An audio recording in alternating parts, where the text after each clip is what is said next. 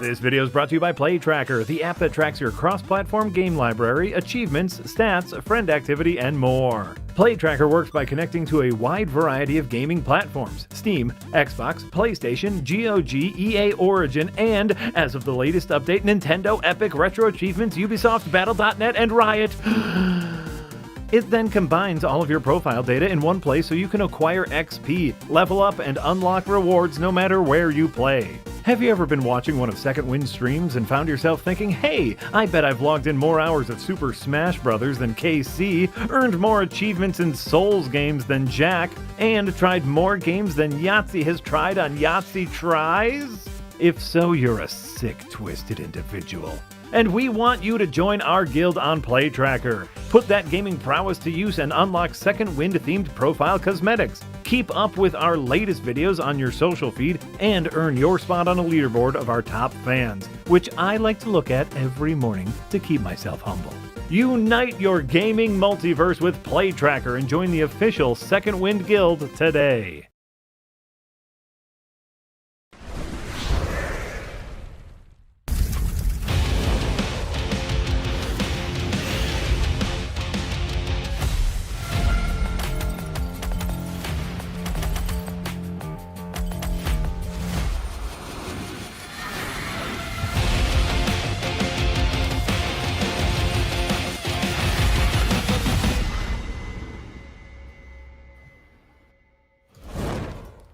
Well, hello there, everyone, and welcome back to Firelink Podcast, episode number 105 for Thursday, April 9th, 2026. Marty Sleever here, joined by Nick Calandra, Casey Wosu, and producer Eric. We got an excellent show for you today. A nice little... I'm gonna call this a nice laid-back episode. I feel like maybe we can get through this without talking about layoffs. It's possible that there's going to be layoffs during this, though, so there's no way for us to know. As long as it's not us, I think we'll be able to get through it. Then we'll get through it. We have, it'd be crazy if we got laid off during the podcast. In the middle of the show, like, wow, unprecedented. But we have a fun episode for y'all today. We're going to be chatting just an hour or two ago. News broke. New directors have been attached to the Metal Gear Solid movie. So it's no longer Jordan Vogt Roberts, and I'm assuming no longer Oscar Isaac playing Solid Snake, but we'll talk about that. I'll be chatting about all the different games and we've been playing, shows and movies we've been watching, and then, of course, as you can see, our main topic, since we've a lot of the conversation lately has been about, oh no, Xbox is cooked, Nintendo's cooked, PlayStation's cooked. They're at the lowest point they've ever been. I kind of wanted to do an exercise and have us get together and be like, what in our minds were the highest point in these companies' histories and the lowest point? I guess not the company's histories, but just like in Nintendo history, in PlayStation history, and Xbox history. What do we personally consider their highest point, and what do we consider their lowest point? I'm very interested in how these answers will differ, if they differ. I'm excited because for one of them, I have it to the minute. I have one of them to the minute, and it's not bullshit. Like, it's genuinely, I can pinpoint the minute one of them was. So I'm very excited about that. How are you guys doing? Too bad. Not bad. It's been a hell of a week. I can say that much. It's like I'm exhausted. Yeah. But other than that, doing okay. Yeah, having a good time. I hear you there. Nick, everything good in Kansas City? Yep, just daily organizing of showcase stuff. Lots of trailers, lots of assets to get. That's right. As a reminder, it's going to be emails 2 weeks from today, 14 days from now. lots of people missing our deadline tomorrow for assets, and like, can we have a few more days? I'm like, yeah. To be fair, we internally miss our own deadlines for assets on projects. Almost every single project. I cannot remember the last time a project has come in before the deadline.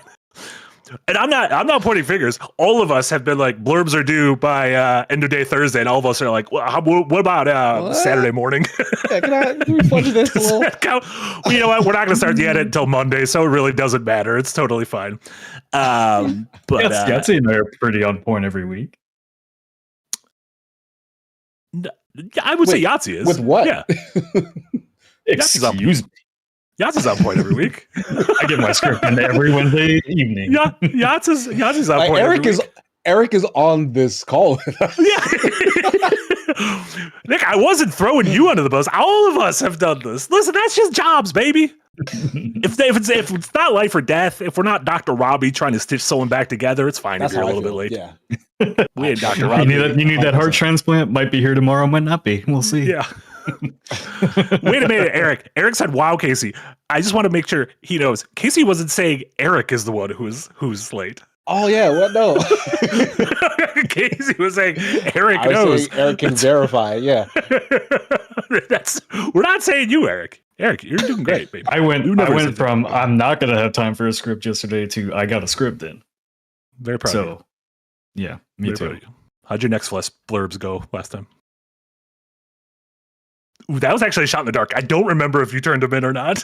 No, I feel like That's you what did it. I went on vacation. Yeah, I didn't do it. That's what happened. Crushed it. I was on vacation. I was in the pool. Eric, that was not taking shots at the Slept through my 2001 video. That was not that was taking Eric's, shots. That was Eric's guilty conscience. I was That going was to your guilty take conscience. shots at that one. It took from 2001 to make that video. Done them. Yeah, and before we start, thank you so much. Great to see. Before we start, we're fucking 10 minutes into this thing. Great to see so many familiar faces, members of the Green Gang, folks on Patreon. Thank you so much. I cobbled together a bunch of those Patreon comments about your own personal highs and lows of these companies. So excited to read them out later. But also, thank you for various super chats. And as you can see here, our current goal, which we're I think over a third the way through of Nick, first time through the Prince of Persia. PS2 Xbox trilogy. Sands of Time trilogy. Yeah. Not the great original series. game. Sands of Time trilogy. I think the Or original Yahtzee game's comes in and bad. yells at me. I think the original game's bad. I don't think anyone should be The playing old that. rotoscope joint. Look, it's like neat looking that it looks like a dude who jumps, but I'm like, I don't want to play Yeah, this. it's historic. It's just, It's probably it's bad. fun. It's probably Yeah, bad. so we're fucking mummies, and I don't want to be hanging out with them. I actually do want to hang out with mummies. That was a lie. I shouldn't have said that. Oh, I don't. You seen the trailers for that new Mummy movie? That shit looks creepy. That mummy as looks fuck. scary. Did you see how they've had to explicitly say Brendan Fraser is not in this one? Like, Yeah. there is a mummy movie 'Cause there's coming. another one. Yeah. Yeah, so they are like continuing with a legacy sequel with Brendan Fraser and Rachel Weisz. A fun mummy romp, and I think that's next year or the year after. But there's a spooky mummy movie coming out soon, and they have to keep emphasizing this is not the fun one. So I feel like they're Don't just bring being your like, kids. don't go see this one. Don't bring your kids. I think they Why do had, they from what I have to heard, keep naming them the Mummy though? Like, just give them different names. Brand. Why not? what It could be would the you call the it? Mummy Unwrapped? Sarcophagusi? Like, okay, not that. We Okay. probably not that. Listen, if you don't want mummy and you don't want sarcophagusi, what are we supposed to do? But Dr. Mikey Brown, thank you so much in the value tier. Appreciate that. And Minduel with a $2 dono, who is Fungus Finder. I remember that from 24 hours, so don't remember what AD means. But also, congrats to us being the crew. None of us know what AD means. Nick also Nice. didn't know. I asked him this morning. Amazing. Yeah. American Like, education yeah, system failing us. I think it's an American thing. Like this is I, what it means. I in think it's a America. Catholic thing. I'm not Catholic. I mean, I was raised Catholic. And they also did like catechism. They taught you after death. I don't know that I was taught that there, but that's what I knew it to be. I don't know where that information came from. I don't know if you're watching our showcase, but I said I'm glad it's that, not after birth, because that's kind of gross. Oh yeah, that was. I mean, gross. after birth would be before Christ and after birth would make the most sense. But regardless, it's dumb, and I don't care. Whatever. Doesn't matter. But thank you so much, Mindy. Christianity's dumb. You heard it here first. Oh no! Did I just start a Firelink holy war? Thank you so much, Mindy. $2 donor. Jay streaming simultaneously. How's fired is he? I don't know. I don't think any of us can fire each other. Is the problem? I just don't think that's possible. I don't know if we got that in our bags. Are we even tried. on, what's the name? We're not we on what? Twitch. We're not on Twitch. Firelink's never We on ain't twitching. Twitch. We ain't twitching. I mean, I'm not saying that's okay. But I'm just saying. But first off, let's talk about this little news bit. The Metal Gear Solid movie. It's back on the menu. So this movie was. This has been tossed around multiple times throughout the years/decades. The last news about it was that Kong Skull director Jordan Vogt Roberts, who is a huge fan of the series and was even in the Soul Sucking Machine in Death Stranding, so he's a somewhat friend of Kojima, was going to be directing it with Oscar Isaac starring. I think that last update was like 5 years ago. So yeah, like a lot of these announcements, 5 more years before we get another update. Yeah, but this newest story from today is that a young directing duo, Zach Lipovsky and Adam Stein, who are best known as they directed last year's Final Destination movie, which I thought was good. I'm a mark for the Final Destination movies. I like all of them, but I thought this one was like particularly like, oh, this is good. Are directing the Metal Gear Solid movie. At no point was I watching that movie and I was like, we got to send these two to Shadow Moses. We got to send these two to Alaska to go film a strange. Seems like an awkward fit. Yeah, I don't know. And, obviously this has nothing to do with the Silent Hill movie, but the Konami of it all, the Silent Hill movie that came out a few months ago was, I'll say it. It is the worst video game movie this year. So I can say that. I can say that flat out. I absolutely enjoyed Mario more than Silent Hill. Full stop. There's no debate about that. That seems fine to say. Yeah. That seems safe to say. I am. You know what is apparently really good? This Exit 8. Oh, I saw a trailer for that, but apparently that came out a year ago in Japan. It came out overseas. Ago. All right. And it's finally coming here. So very excited for that. But there's not a whole lot to this other than, let's just keep piling on, people trying to, like, this is kind of the new superhero. It seems like these video game adaptations where a million things are going to be announced and we're going to get directors and stars attached. But at no point, I'm not going to hold my breath on this being a real thing. Casey, as someone who went through the Metal Gear games for the first time a few years ago, do you think they would make good movies? And do you think this will be the team that will make this movie? Funnily enough, yes. I think the Metal Gear series would or could translate very well into like an action movie series. I really don't know that I can say that this directorial team would be the ones to get it over the line, because I'm just not familiar with what their process has been up to this point. I know Konami owns Metal Gear, and even though it's Kojima's baby, Kojima kind of has no say in it, really. So I don't know what that relationship is like in terms of Konami wanting to get a movie made and Kojima being so closely tied to it and being a movie buff. If maybe that's the friction that's stopping this from kind of moving forward in a real way. Like, I have no idea. Sure. But yeah, I don't know. There's a alternate universe where this turns out to be like a really big, good thing. I'm just convinced that we are in the worst parallel universe, so it's probably just not going to happen for us. Yeah. So sorry, y'all. I don't think these games are going to work as a movie series at all. I think they're too long for that. They need a TV series would be better for it. Sure. Yeah.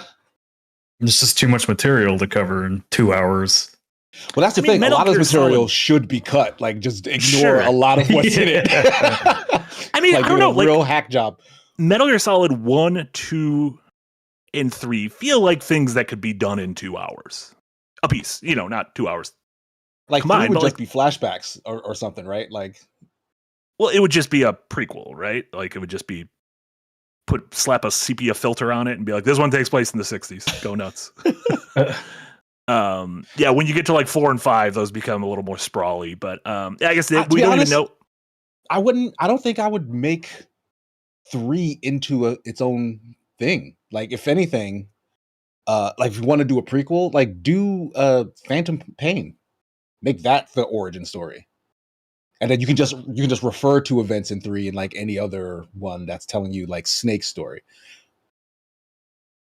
I don't know if they do a TV series, one whole episode could just be him crawling through the oven. The microwave? That'd be good. I can get behind that. I can get behind that. So long. Yeah, it's interesting because then in the Kojima verse, we also have a live action Metal Gear Solid, a live action Death Stranding movie in the works from the director of Pig and the most recent Quiet Place movie, which I like both those movies quite a bit. And then we also have an anime, Death Stranding anime movie, I believe, also in the works, which I think is going to be more of like a spin-off story, something in the universe. Which I mean, I don't know. All these things feel like they just work best as like secret level shorts. But sure, yeah, I guess that's not the. Guess we'll see the world in another 5-10 years. Yeah, but you see the money Mario's making at the box office, and what stuff like Five Nights at Freddy's and Minecraft and Sonic. Granted, those have all been. But then on the TV front, you have big winners like Fallout, like more mature things like Fallout and The Last of Us and everything. The first images of the God of War series and whatnot came out. So, yeah, I don't know. It'll be interesting, 10 years from now to kind of look back and see which of these turned out good and which of these didn't. That's always fun. Yeah, I don't know how this Zelda movie is going to turn out. I just get worried. It's still funny to me that I don't have high hopes. They couldn't make Uncharted into a successful movie franchise when the games were basically movies. Like, how do you fuck that I think up? That's why. I think they just fucked them up at a casting level. I think like Tom Holland and Mark Wahlberg are just like bad casting. They wanted to start him young. They wanted him to grow into the roles. Mark Wahlberg wasn't even young. Like, is Tom Holland? Mark Wahlberg wasn't a good actor.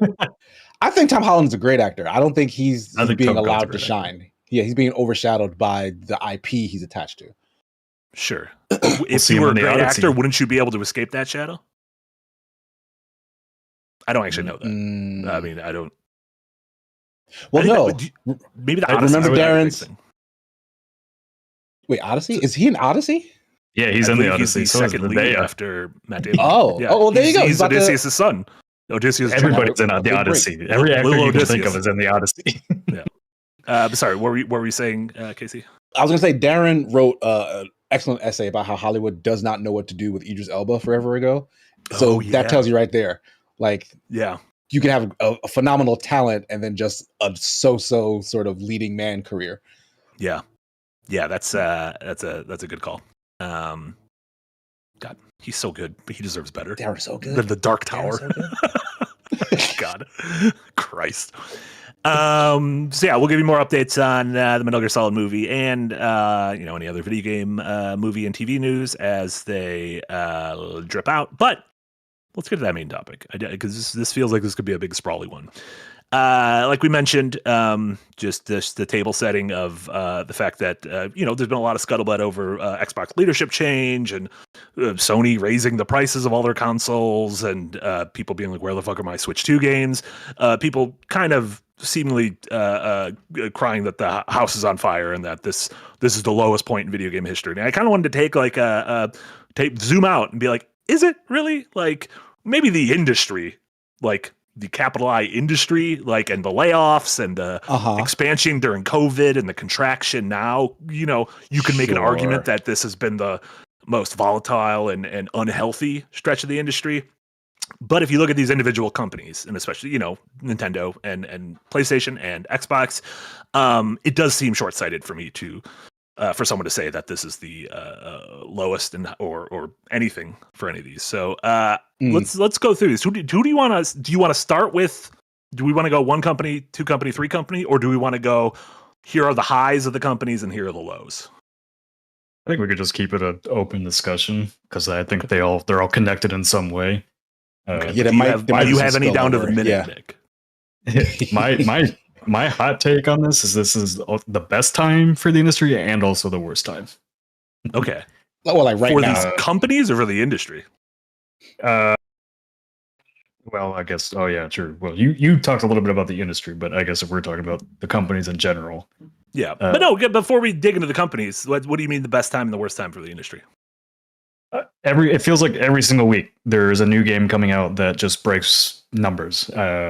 Like an indie game selling 100,000 copies, 500,000 copies, 1 million copies, and for every like studio that lays people off and all that, there is another game that is kind of breaking through in the indie space almost every week. It feels like. So I think we've talked about layoffs and all that so many times. I think it's just a culmination of there are too many games, not enough time, not enough people to play them all, and I think it's just kind of weeding out the pack of games that people don't want to play, unfortunately. While also, of course, on the corporate side, you have a lot of bad decisions at the bigger companies. But, if we're talking about the smaller companies that just aren't surviving, I think that's just, they made a game that people didn't want to play or couldn't find. Yeah, because yeah, it's games. That's a whole other bag of words. Yeah, it's hard to we all say the same thing whenever anyone's like, "There's nothing to play. There's no good games anymore." It's like that's an insane take because it's literally like, every week. Yeah, all of us are constantly having that problem of like, oh, we don't have anything. Like we don't have time to play all the things we want, and then our backlog piles up, and then all of a sudden 3 new games come out, and then you watch a showcase like the AAA showcase this morning, and you're like, oh god damn it, there's now half a dozen new games I need to add to my wish list and everything. So, yeah, that gets tough. But just in terms of these 3 companies, obviously Nintendo's been in the game space the longest. So maybe let's start with them. Casey, do you have a high point for Nintendo in your mind? Whether it's a console, whether it's a game, whether it's a moment, whether it's like an idea. I was bouncing back and forth between 2 points, and I may still feel like they're kind of neck and neck. But I think I'm settling. This? Well, I was thinking the Super Nintendo. Like that was like Nintendo just batting 1,000. They could do no wrong. They were the biggest company on the block. It followed up like a breakout hit in terms of the NES. So it was like, oh, this is like the hottest thing on the market right now. And then everyone is now anticipating the sequel. So it was like, whether it was good or not, everyone was going to flock to it. And it turned out to be very, very good. Yeah. And it kind of set this precedent that like 2D games today still kind of borrow a lot of things that were figured out from 2D games that debuted on SNES. Yeah, and it did that thing where, which we talk about a lot of times with sequels, where an Assassin's Creed 1 to Assassin's Creed 2 or an Uncharted 1 to Uncharted 2, where it's like it took the groundwork of so many games, and then their Super Nintendo iterations felt like kind of perfecting that in every way. Like Mario World felt like that to the NES Mario games. Link to the Past felt like that to Zelda 1. Right. Super Metroid to Metroid. Mega Man X to the Mega Man games, Final Fantasy, right. Square on the console and everything to those old RPGs. So, yeah, that's kind of one of mine as well. But that being said, I think Nintendo's actual like company-wide and culturally relevant high point is actually the release of the original Switch. Like it's that late in the game that they were like at the absolute pinnacle because of a thing that Nintendo has had a lot of over their entire history is just dumb luck. Like, yes, it was a great console. Yes, they have amazing developers and franchises, but it dropped at like the start of COVID, and they got like that whole wave of people who flocked to a console that they could take around with them if they were going to go anywhere. And Animal Crossing, which let lots of like lay persons like get into gaming in a kind of easy way, like the low price point because of like the way they got kicked out of the hardware race. In previous generations because they were failing so hard in that regard. Like they kind of stumbled ass backwards. Like, well, we're not making any money by chasing this thing. Let's pivot, which was a great idea. And that worked out with all these other factors cumulatively to just make them the biggest they'd ever been. Yeah. So like the Switch 2 is just more of that. Like they didn't even veer away from what they did last because of how successful it was. And Nintendo prior to the NES and SNES tended to kind of just take big swings for all their follow-up consoles. They even did the thing where they had split their market between the handheld and the home console. I was like, well, let's just put them together. Let's just make all of that one thing. And then that turned out to be like this catalyst that made everyone want to get one because they didn't have to choose. They didn't have to split that market anymore. Yeah, yeah, and just to clarify, the Switch launched in 2017, which was 3 years before Well, COVID. right, but it was there for COVID. Like, it was, and especially they had Animal Crossing for COVID, which right, like that was the, I think that was a life raft for a lot of people. Yeah. The launch of the Switch one for me might be my pick. It's not only because it's Breath of the Wild, which is, one of my favorite games of all time, which is a Wii U game, by the way. Which is a Wii U game. But speaking of Wii U, which I'm sure we'll get there when we talk about low points, it's that thing of like, it's like in a movie fight scene when your main character is like at their lowest and getting the shit beat out of them, and you're like, it's a fucking anime, and you're like, how is Goku gonna get out of this one? And it feels like he popped a Senzu bean, and then he's like, I'm gonna get a spirit bomb and I'm gonna fucking kill Frieza. Like, we back, baby. That's kind of what the Switch felt like to me, and so it's hard to argue with that. Nick, do you have any high points for Nintendo in your mind? I mean, from a business standpoint, I think the launch of the Wii and Wii Sports was so massive.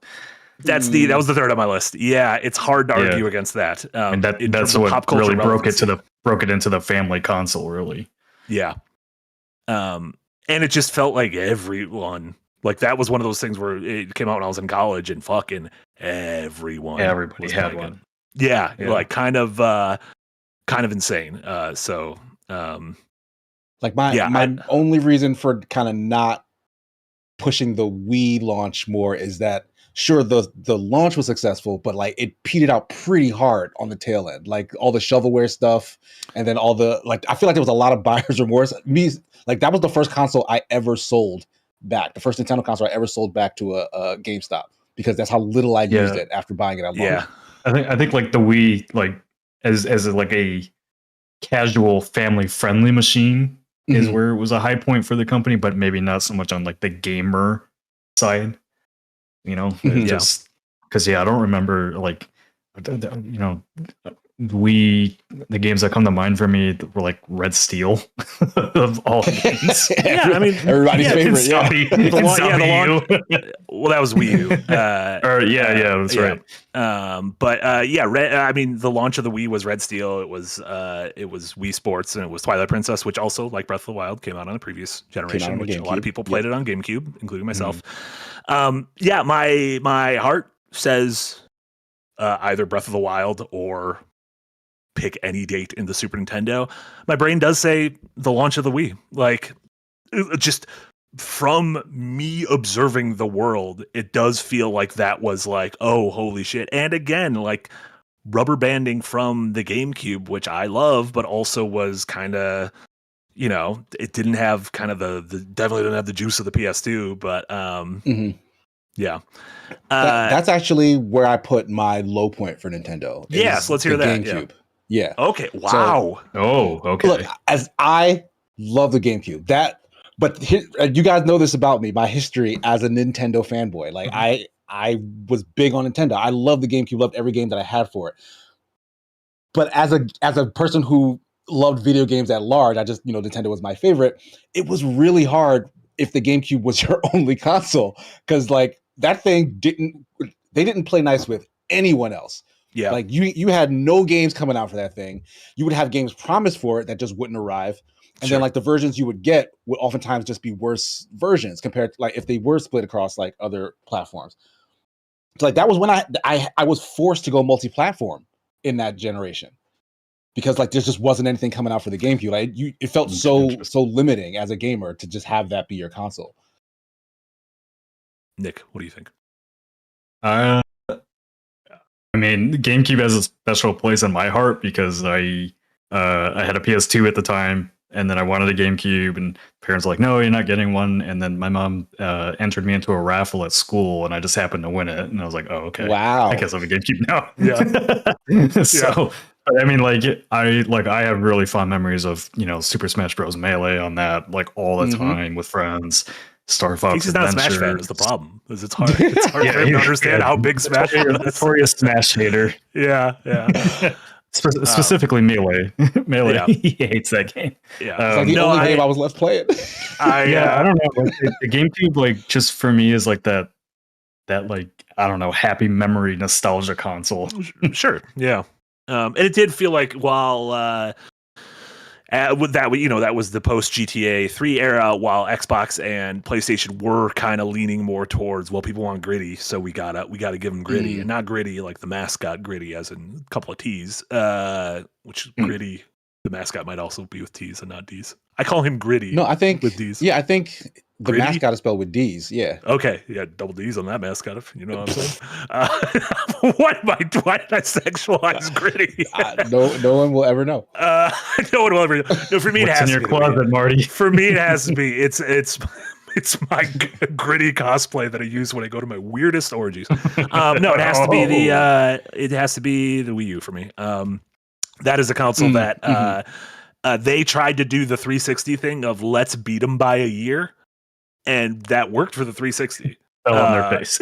It did not work for the Wii U, mostly because they just kind of had this big gimmick. Like, Nintendo takes big swings, and they kind of have a 50-50 slugging percentage. And so, sometimes those big swings are the Wii or the Switch, and sometimes those other big swings are the Wii U, which just kind of falls on its face. And arguably the best game on it is a game that is always connected with the Switch, in Breath of the Wild. And there are good games of the Wii U, 90% of which have now been ported, and we're just waiting on, Wind Waker and Twilight Princess, which are just remastered, zhushed up remakes of GameCube games. But yeah, that felt as a hardcore Nintendo fan, those were like the dog days. And like, luckily we had the 3DS and the DS and stuff at the time. But those still existed, that was when I was playing the least Nintendo of my life. That is the only console I have skipped since the PS2. I never owned a Wii entirely. I skipped it entirely. Yeah, honestly, I think that the way the Wii U landed with a thud, I think goes further to prove the point I was making in terms of the tail end of the Wii. Like, you would think if the Wii was that beloved that folks would be eagerly anticipating the second one, whatever it was, like that. But folks weren't. Oh no, and I completely agree with you there. And in addition to the fact that folks weren't kind of waiting for the next big thing because like they kind of forgot that the Wii was a thing by the end of its life cycle, was that Nintendo tried to tie so heavily back to it that people didn't realize that it was even a new console. They were like, is this like an add-on? Like, I don't need a screen for this thing. I don't even play it anymore. It's also like, that is why the Switch 2 is called the Switch 2, is because the Wii U was confusing. It was incredibly confusing to the normies, which is one of the reasons why we said the Wii was so huge. Yeah. Because it brought in the normies. It brought in the grannies. Yeah, it just confused the normies. It confused me. Like, what do you mean Wii U? I don't know why Jerry Seinfeld there, but like, it's very confusing. That name was laughed at launch, and I remember people saying like, well, we laughed, like we didn't like the Wii, but we got used to it, right? But I think even today the Wii U still sounds dumb. Like, I don't think it does. Absolutely. Yeah, I don't think it did not. It's not one of those things over time it got better. The Wii, like when you saw it, when you're like, oh, those are like the nunchucks and the Wiimotes, and they're doing the little thing. Like, that was nice on the Wii. The Wii U, I'm like, what does that even mean? The design of that console looks like a little Tykes toy. Yeah. Yes. But it's so juvenile looking. Yeah. It does feel like a baby prototype for the Switch. So it does feel like, okay, like without that, we wouldn't have got to the Switch, which I hold so near and dear to my heart. So I guess you could take a little bit of poison if eventually it gets you that. That's true. Stefan Gossweiler, thank you so much, or Stephen Gossweiler. Apologies if I got that wrong. In the Patreon said, growing up in the GameCube and Wii, and then switching to the 360 in high school, I felt like I was robbed of the, quote, greatest console of all time in the PS2. I'm glad some of the classics are available now on Steam, but there's still a massive gap in my gaming knowledge that I yearn for, which is a good way to segue. Let's go to PlayStation. Great segue. Thank you, Stephen and or Stefan. And I apologize for both of them. How do you put it? It's Stephan. How do you pronounce that? Stefan. That's usually Stefan. Like Steph Curry. Yes, Stephen like Curry. Stefan.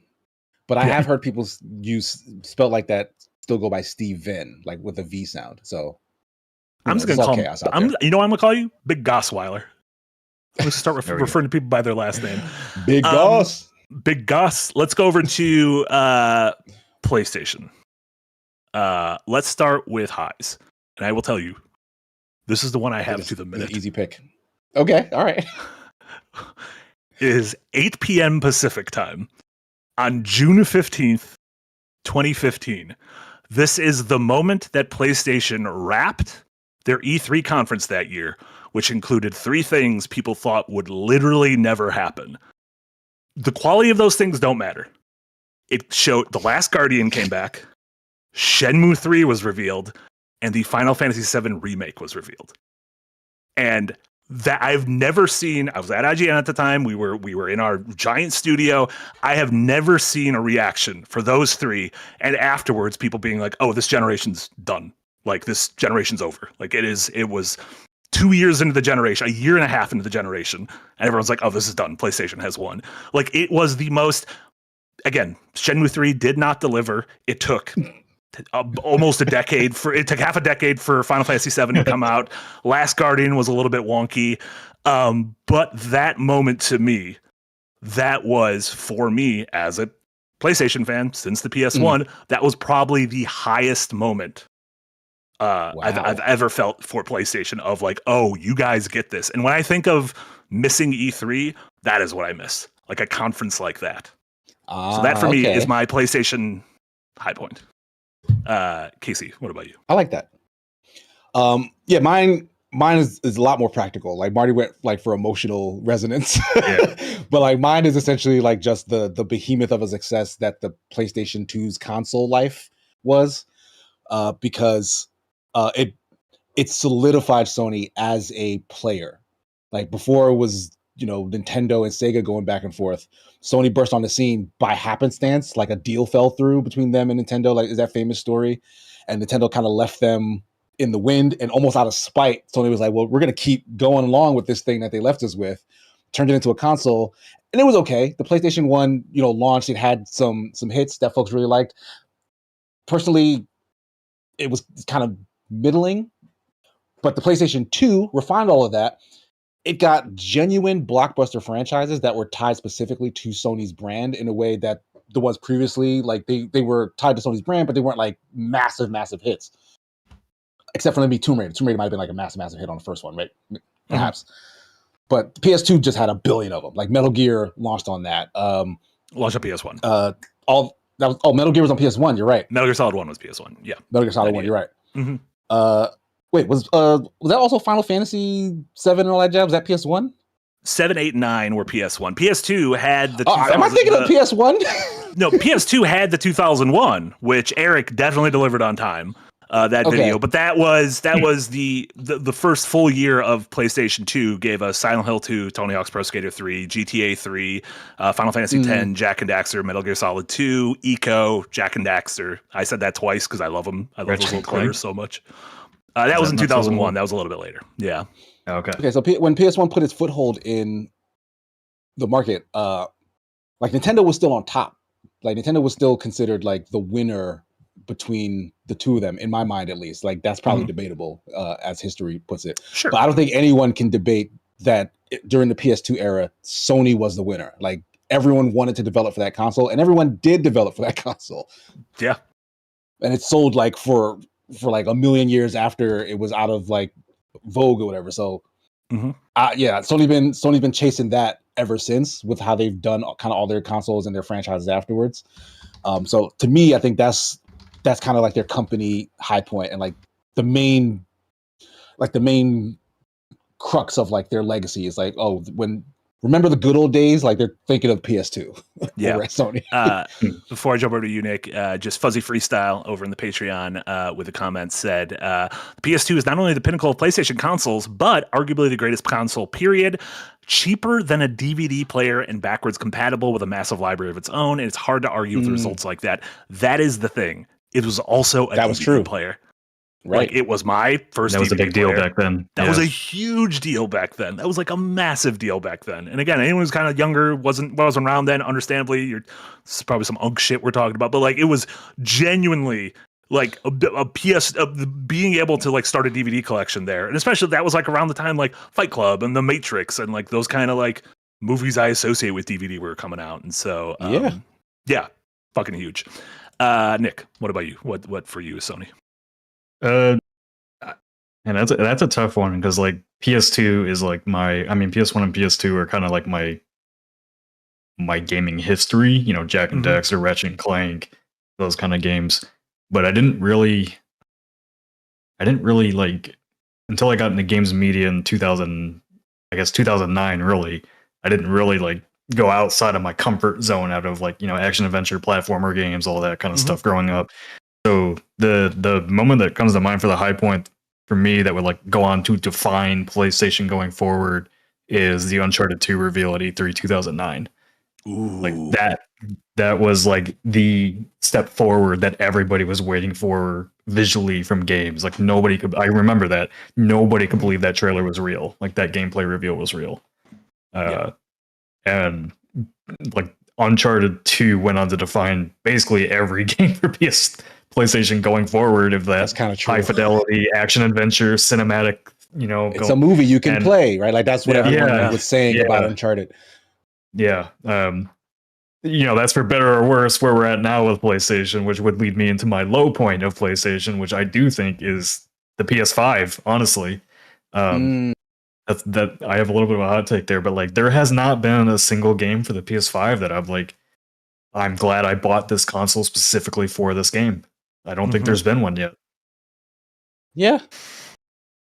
Yeah, for me it's Final Fantasy VII Remake, which that's just not Rebirth, but that's just a very personal thing with me. Yeah, it's like I love Ratchet and Clank, but then another thing, like I love God of War Ragnarok, but Astrobot might be the other one for me that like. But we're almost 6 years into this. We're 5.5 years into this, and like if you look at the games we had on PS2 by the time 2005 rolled around, we had almost all those games we've mentioned already on PS2 by the time that rolled around. So I just feel like there hasn't been a generation defining game for PlayStation 5 yet. Has there been for anyone though? Like, yeah, could you say that for anyone well, else? I mean this whole generation, I don't think you can say that for anybody. Like, you know, we'll get to Xbox. I think Gears of War E-Day might end up being that game for them. But as far as the PlayStation goes, like I think it's going to take a Naughty Dog level effort or a new IP from Guerrilla to be like that game that's like, holy fuck, I need to buy PlayStation for this.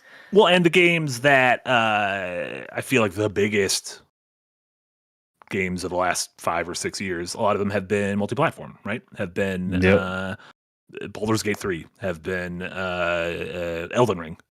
Things that you can play, Silksong, like things that are playable across many platforms. Like, I would agree. Nintendo's kind of still the only one whose first party games are commanding that attention.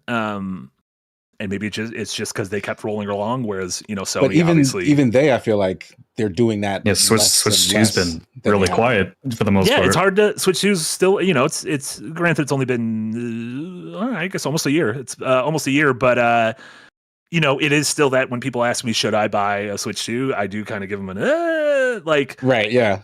It'll probably go up in price soon.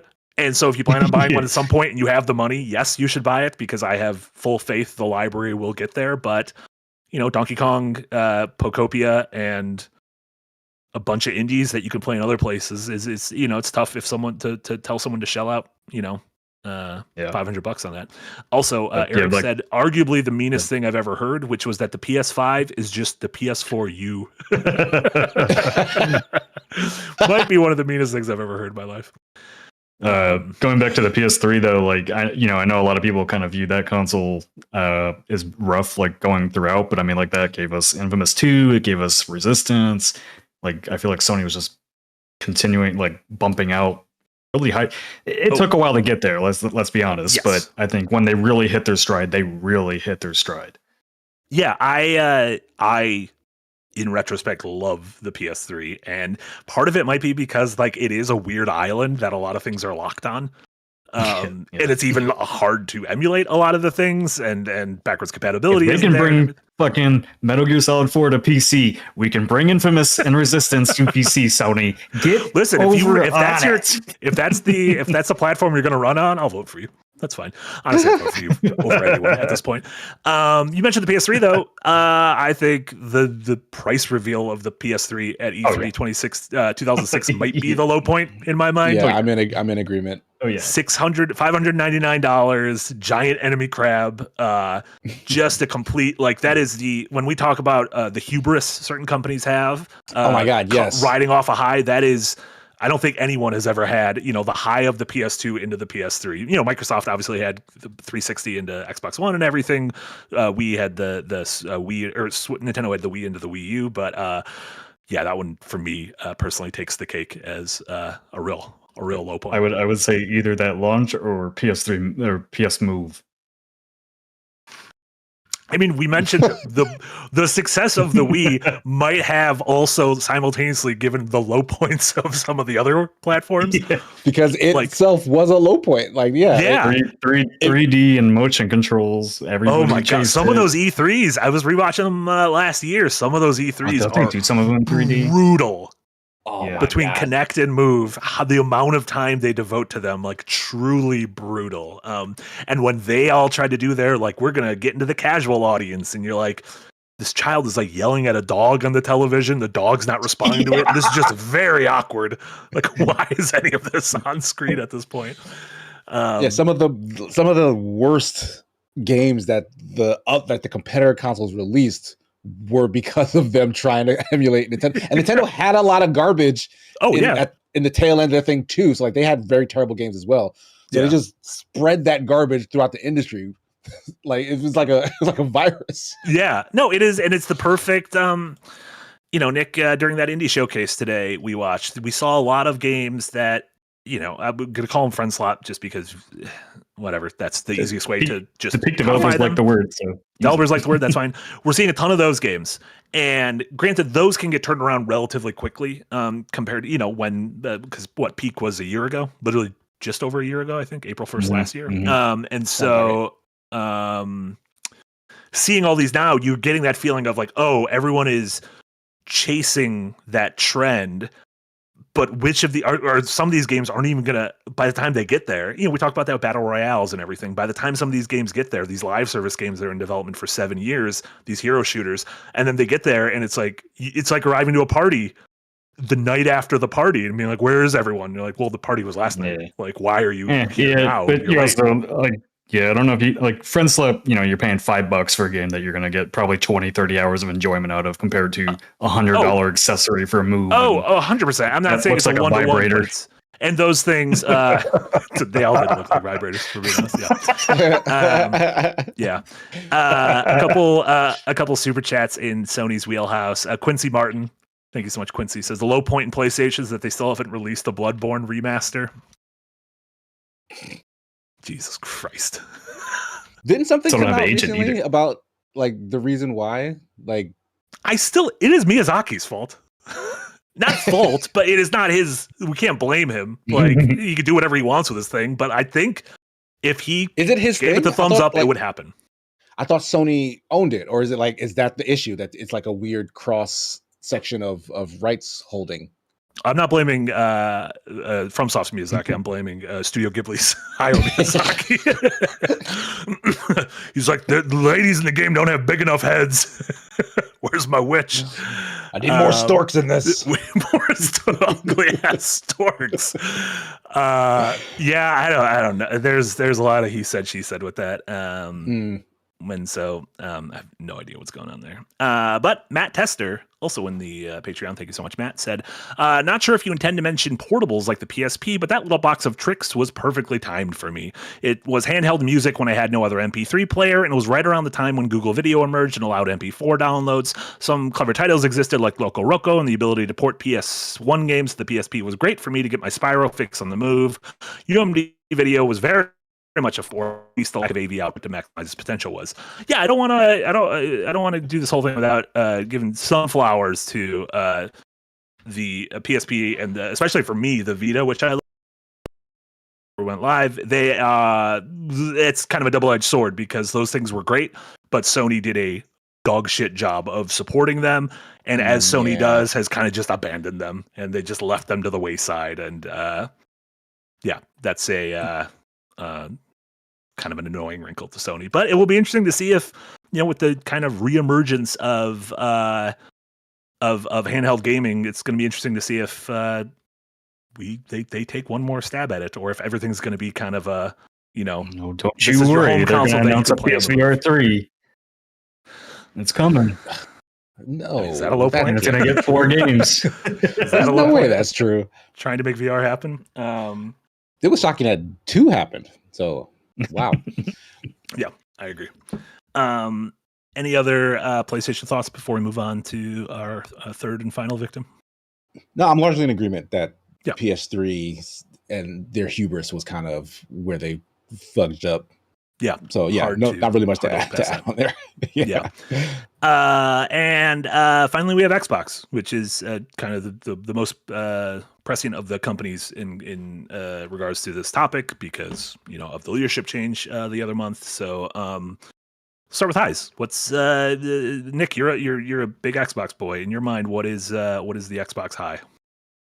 I mean, I don't know if they're. I don't even know if it's a question at this point. It's Xbox 360. I mean, it's not even. I don't even think it's a challenge to be better than the 360. You have Halo 3, Gears of War. That's their exclusive golden age, basically. Mm-hmm. And then everything after that is just. It's a lot of salt and tears. Yeah. Obviously, Xbox 360. Weirdly enough, is also the low point with the red ring of death. Sure, affecting so many consoles. Yeah. As far as a console standpoint, obviously the Xbox One is so much worse.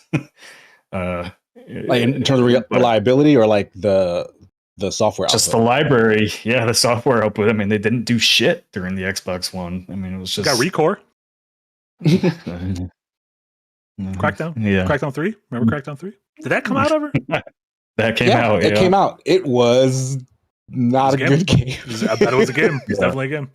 But the Xbox 360 though, like, is just one of those consoles with that's the console that really got me into gaming, because I played, all those obvious franchises, but all the lesser known exclusives that came to it. Like, I'm thinking just weird stuff like Frontlines, Fuel of War, Shadowrun, 99 Nights. All the different rare titles.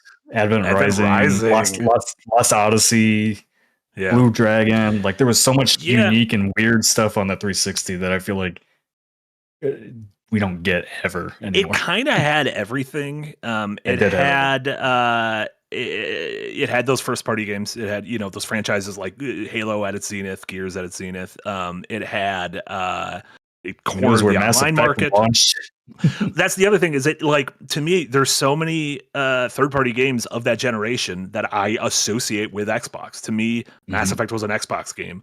BioShock was an Xbox game. GTA 4 was an Xbox game. And some of those were, releasing day and date or having marketing deals or DLC or whatever. But those were, that's Xbox is where I played, Assassin's Creed, and where I played, that was just that was my primary console for third-party games. And also at the same time, like you mentioned, they gave a try to court the Japanese market. That you mentioned Mistwalker's games like Lost Dragon. Lost Odyssey. It's funny, those are cult classics now too. They're absolutely cult classics now. Yeah. They had really obscure Japanese games on there too, like Eternal Sonata. What was that? 99 Nights. It's at 99 Nights. I love those nights. Yeah. You know what was really weird about a lot of the games that came to the 360 is like Full Auto launched on the 360, 99 Nights, and then both of those games got sequels on the PlayStation and not on Xbox. What was the airplane one too? Burning Angels. Prison Skies.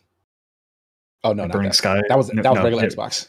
I think it was like Burning Angels or something like that. It was a World War II. Yeah, it's hard. It's and then at the same time, also to me, ushered in kind of the era of indie games with Summer of Arcade. That was where yes, that was close. my gonna be my high point was Yeah. Xbox Live Arcade. Like the Mhm. advent of that literally changed video games. Like we had moved completely away from anything that was like small or 2D. Everybody was chasing cinematic, big budget, blah blah blah, and like they opened up a space where like these smaller games could have like front page access, and like really good stuff launched. Like Braid came out, Mark of the Ninja, Dust and Elysian Tale, like a bunch of like just really quality things like that introduced me to genres that I hadn't played at that point because I missed them earlier, and like they brought them back around because like they worked best in 2D. Mhm. And then that basically spun off them all, to though. which Geometry Wars. I mean, yeah, Geometry Wars was a big deal. Incredible. Yeah, I mean, it came. that was a really big deal. Yeah, and it came with the exit. Or Hexen, I was thinking of Hexic came with it. Yeah. But some of those Xbox Live, some of those Xbox Live arcade games, like Limbo, introduced us to Playdead, and we're still waiting for the next Playdead game. Super Meat Boy launched on Xbox Live Arcade, and then Mugenics just came out from the same creator. Bastion, the Hades, like that's like it's wild. Yeah, those it was a springboard for the mega indies of today. Like that's kind of where they first got their shine. Yeah, like the indie game, the movie indies, like those were associated there. Fez, yeah, like was Fez an Xbox Live Arcade game? It was. Fez was that? I think it was. Yeah, and that's and the thing. Yeah, some of those indies were a little probably less said the better. But yeah, and like indies obviously existed, especially in the PC space and everything. But like I think this brought them to the front page, the main front, or the front page. I want Connect came and it ruined it all. Then Connect came and ruined it all. Before we get to negative, I do want to say Laboratory Maniac had another positive. I still think 1 versus 100 live was Xbox's high point. Thousands of people playing in the same trivia game at the same time with a live host. It was easily the best home version of the game show ever released. I even won a couple Xbox Live Arcade games in the second season. That was a very cool thing. Battle Royale before Battle Royale. Yeah. Yeah. I also want to shout out before we move on to the negatives that not only was 360 successful in those specific ways, but like it normalized online play in a way that nothing else had before then. Like they were the first ones kind of in the door as well, trying to push it with the OG Xbox, but like it was front and center with the 360 to the point where like they gave you equipment in the box for your online setup. Like you had a headset in the box with you so that you could talk to people online. Like they standardized that for the industry going forward. Yeah, and they standardized the $100 wireless adapter. Don't you forget that. I remember. You, Microsoft. I was still a wired boy for a while. I was still a wired boy for eventually. Yeah, for a while. Yeah, because they put it in the box with the new iteration. That was also the era where we got a bunch of iterations of the consoles. So yeah, we got the 360 Slim, we got the Elite. As opposed to now where consoles just get more expensive with the exact same innards. So always great about that. But, the lowest of the low, though, was the Kinect. That's where everything went wrong for Xbox. Everything went wrong for that point on. Everything. So do you think that was that like Nintendo's secret weapon? Yes. We'll make the Wii U look so bad that you'll want to make it better, and you will also fuck up and die with us. So you think the Kinect is the... I think the Kinect is where everything that tripped went them wrong. Up so bad that they. Yeah. That's really unfortunate. Like there's definitely some truth to that. I'm gonna say that Xbox One got a bum deal. Like their version of the Kinect and a lot of the functionality that console had in terms of integrating with like your TV setup, I loved. Like we were talking to Alexas and Google Homes and shit now. They were ahead of their time. Yes, like that's what my Xbox did. My Xbox could turn on like my TV for me back then. Yeah, everybody talks to their TV now with smart TVs. Yeah, exactly. Xbox, pretty much every feature that Xbox One had has come back in some form. Do you guys like they were so ahead of their voice time. commands on things at home? Yes, all the time. Yes. Yeah, I do on my TV now because they give you the remotes where you have the fucking pointer. It's like, no, I just want to click the buttons, and it gets frustrating. So I'm like, TV, play fucking Amazon. What is the pointer? Like Apple TVs will have. I don't have an Apple TV, but like just a Wiimote-esque. Yeah, my remote is. has a pointer. I can What the click fuck? buttons, but it always like if I move it, It's always terrible. the pointer Yeah, comes I up don't on the like screen. it. Yeah, it's horrible. Oh, I don't like that at all. I don't want whatever TV Yeah. that is. I don't want that TV. I do want to get a new TV. I want to get an OLED. I But- have an OLED. Yeah, You get my the OLED. Kinect though like led us to Rise because Rise was originally a Kinect game. This is true. The Fable game that was coming in Kinect, which led to Fable Legends, which led to the dissolution of Lionhead. Mhm. Jesus. Kinect is the center point for everything wrong in this world. It's why it's why Yeah. all In these the wars world? are happening. Yeah, it's why all the wars are happening. It's why Trump is here. All It's right, why- wait a minute. it's We why- can't. We've done this twice today because Yahtzee said that one comment that said he should have more fun with Resident Evil is a direct line to the rise of authoritarianism. No, the Kinect is the can't rise of say authoritarianism. Both of these things are. Kinect led to the AI revolution. It's all tied to Oh, Kinect. no. I remember reviewing Fable: The Journey was the name of the Fable Connect game, and you had to do various hand motions to summon spells. And there was a hand motion you were supposed to do to summon a fireball, and it was supposed to be like I'm summoning it, and it would not pick up this for me. And Oh, are we Oh no, losing, he's we losing Marty as he tries to do a jerk off He motion? jerked it off too hard. Oh, dang, the whole call dropped. Okay, Yeah, well, I have a but- Kinect but- story as well. Like, Well, do you hold remember on. that So game? 1 second though. The Foop donated $5. Says Don Matrick was promoted the head of Xbox because of the success of Kinect, directly leading to the horrible Xbox One launch. See, Kinect, Don Matrick, all together. World Did War the Kinect III. sell well? Yes. Stupidly, nobody used it. That's sorry, surprising. I'm back. Marty, It was you an jerked it so hard. That was you an got disconnected. insane time It for was. Discord to shut down when I was showing how hard I had to crank it for Fable. I was like, all right, you're done today. No more streaming for you today. He's like, "Hey, stop it. Cut it out. sorry about that. I don't know what that was. Probably a new computer. Yeah, it's also the Casey. You mentioned that reveal, right? Which Mhm. that again, that's another great moment of probably right alongside the PS3 price drop of Hubris. Yes. But also a sliding doors moment of I do wonder what it would have been like if they would have relayed that message in a better way and then stuck to their guns. Because I do feel like we would have gotten an interesting console, and instead of having two consoles that felt very similar just with different first party games, they would have kind of felt different in a neat way, and I just would have been interesting to see. I think their biggest mistake was revealing it that way at E3 where you're expecting games. If they had just revealed the games that are coming to the console and then did the, hey, here's all the other features it has, great. But you tied it all together and got everybody excited about all this other stuff and then didn't really announce any games with it too. Yeah, how much they were talking about TV. Yeah, there was a lot. Yeah, Yeah, that it was was a all big TV focused. point. Like everybody's like at E3, 4 games. We just came off the 360. Like, what are we and that's doing? the thing, right? Like it's the hubris. They were like, oh, we got games in Yeah. the bag. Everyone knows we got all the big games that they want to play. For this, let's focus on the new stuff that they were probably excited about. And for good reason. It was cool shit. It just landed with an absolute thud at Mhm. E3 because folks wanted to hear about video games. Yeah.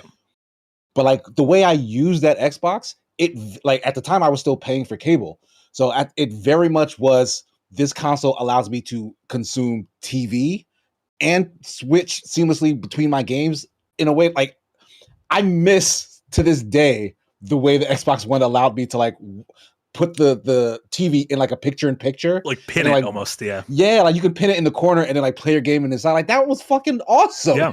Also, Yeah, it was again, great for like playing sports games and having the sport, like the live game up in the corner. and again, it was great. a little bit ahead of its time because I watch almost all my TV and movies through my Everything Xbox. is a second screen experience now. And Yeah. and like, well, no, I use my game consoles to do this. Like, I use it to launch Uh-huh. Netflix and to launch HBO and Apple and everything.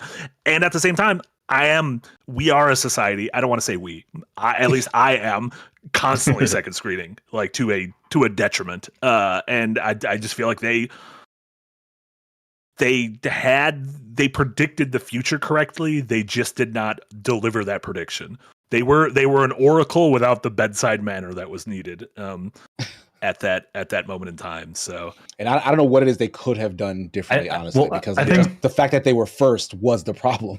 Like it was Microsoft who was telling us this was the wave. Yeah. Honestly, I think they could have gotten past all of that shit if they just had the games for the Xbox One. Mm-hmm. I think that like if they launched with a good new Halo game, if they had launched with some fresh new IPs, like you launched with what it was just Dead Rising 3, Rise, and what was the other one? It launched with 3 games. Oh, actually, no, that game was awful. That game was awful, but there were like the 3. There was the one fighting game. Remember the fighting game for Kinect? Killer Instinct. Yeah. Killer Instinct. Killer Instinct. Yeah. No, I was thinking there was like Kinect fighting game, like Fighters Within or something. Like what? Might have been a Ubisoft one. It's not true. I don't know, but the only 3 games I remember really launching for the Xbox One were the sports games, and then Assassin's Creed Black Flag, Rise, and Dead Rising 3. Because those are the 3 games I got, and I think Madden, and that was and it. That's the thing is like, you know, it launched I think a week apart from the PS4, and the PS4 didn't have a killer launch lineup. They had like Killzone and Knack, but Killzone was like a future looking game compared. I mean, Rise looked really. I know you don't need it. You don't hate Rise. I like Rise. I know you. I like Rise, but I think, I mean, like, you know, coming off of Killzone 3, which kind of wowed everybody, to Killzone Shadow, whatever it was called, Shadowfall. Damn it, that's the word I was thinking of. Fall. Every game has the word "fall" in it somewhere.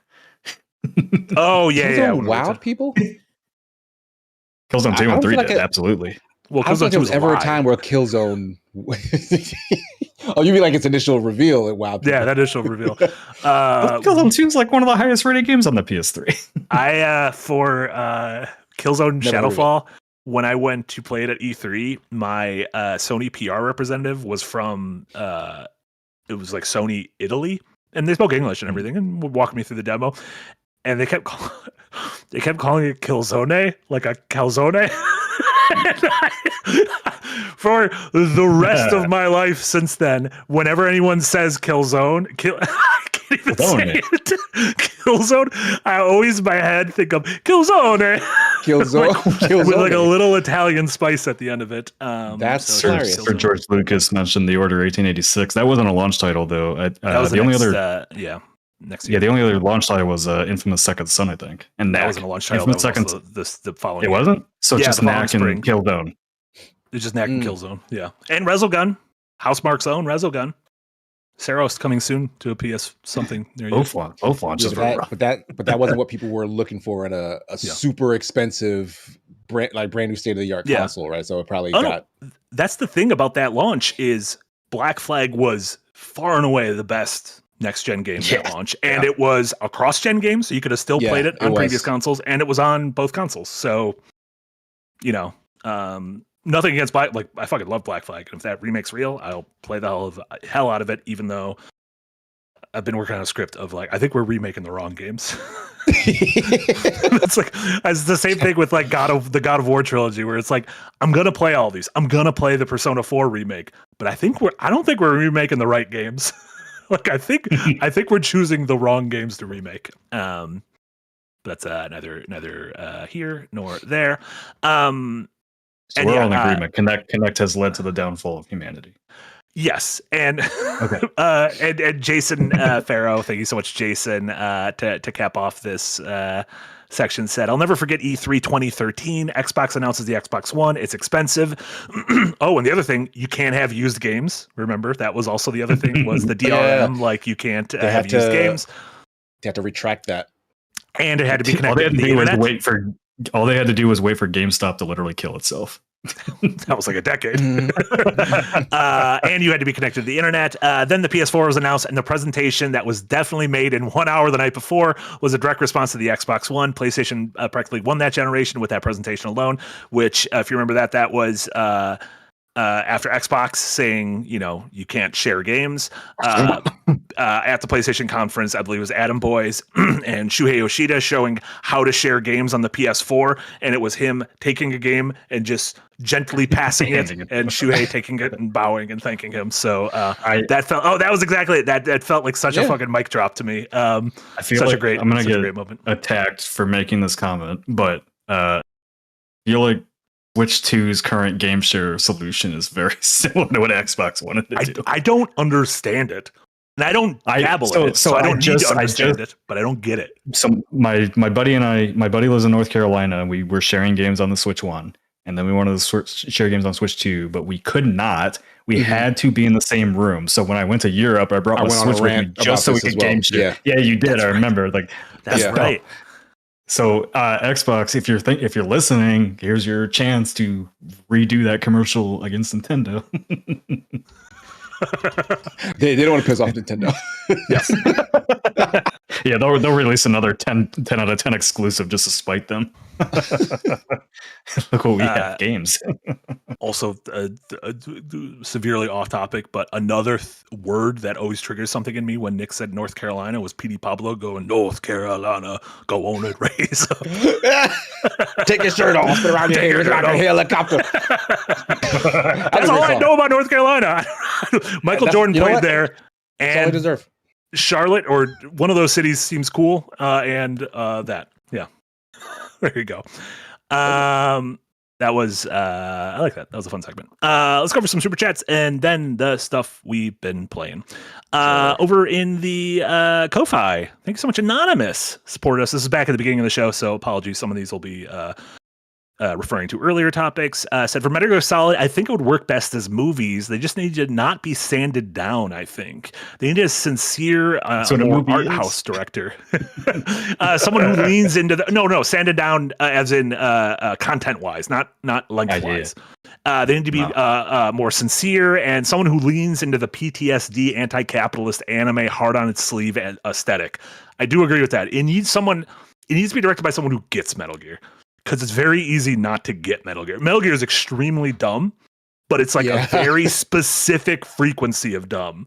And it's an earnest dumb. It's an earnest dumb that doesn't know it's dumb.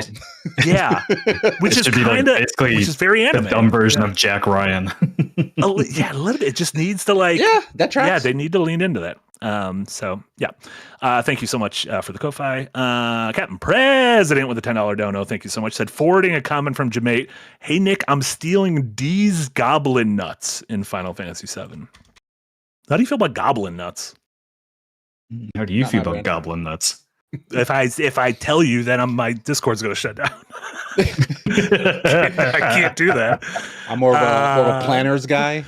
Or planners. I love planners. Don't get me started on planners. Salted cashews. The Foop Foop with the $2 dono. $2.99. Not the peak, but a clear start.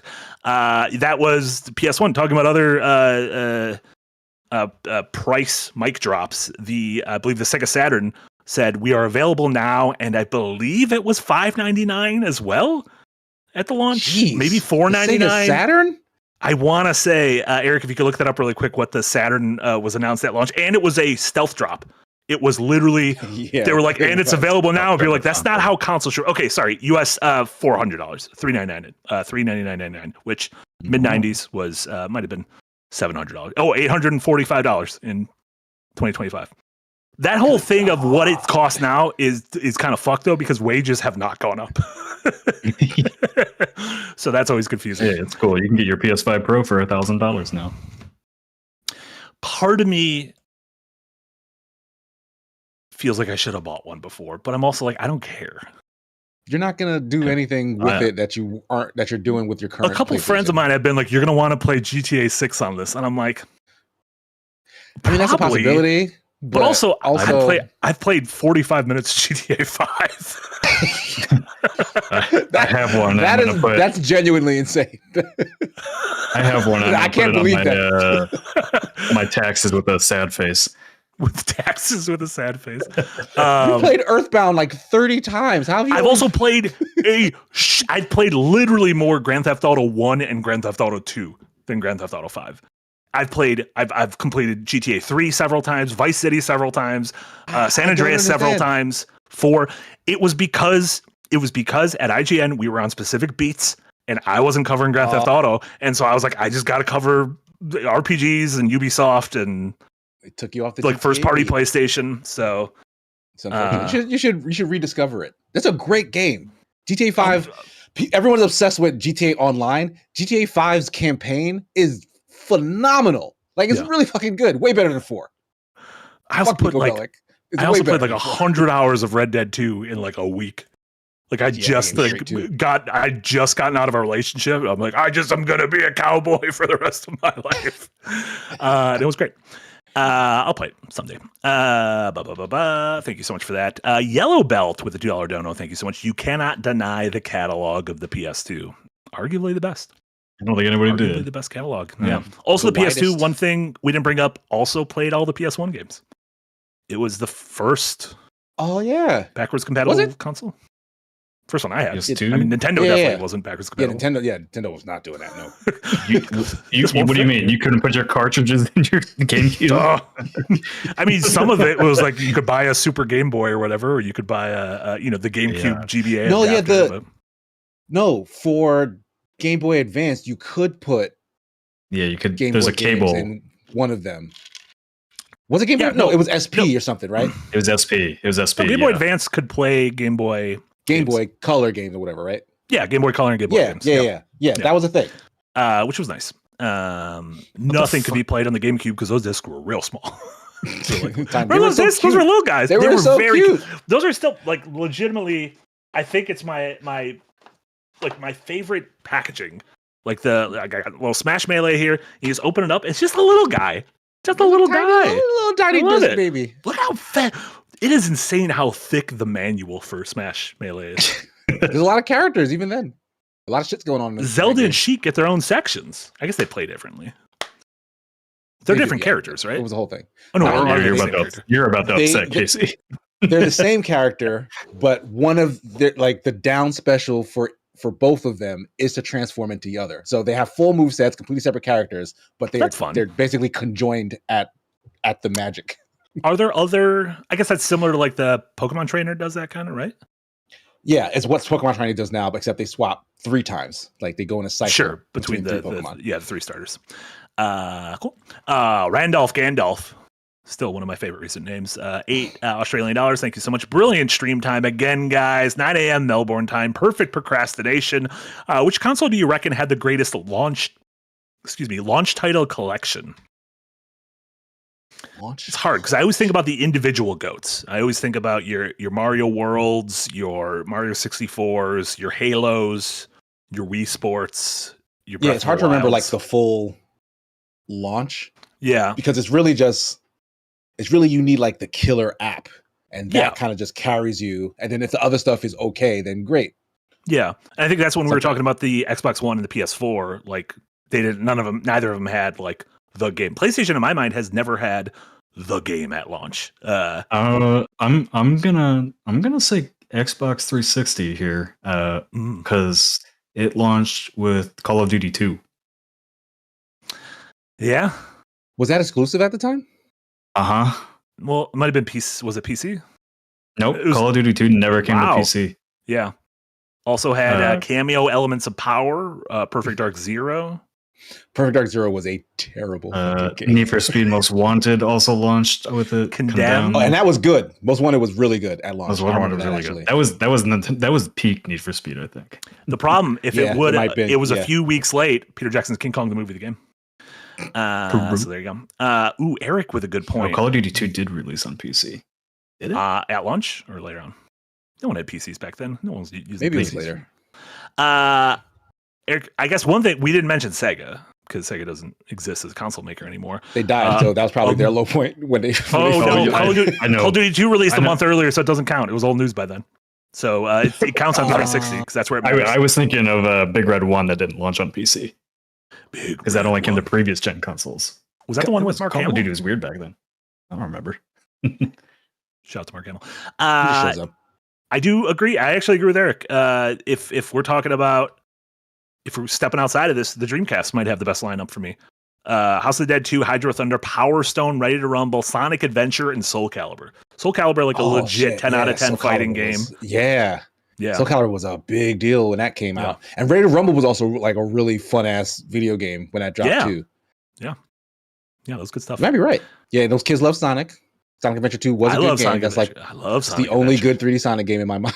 I love Sonic Adventure. SP Rocks, thank you so much for the $5 dono. 360 had good games, but I feel like most of the success simply came down to being cheaper than the PS3. That's the reason I got one, anyways.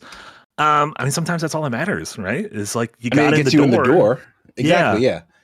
Yeah, and then you had a lot of those. You had the exclusives. You had I guess the one big difference there was that 360 hedged their bets for HD DVD, whereas PS3 was my Blu-ray player for a very long time. And so, did either of you guys ever have HD DVDs? Like, you had to buy that adapter. It wasn't like out of the box. Yeah, neither did I.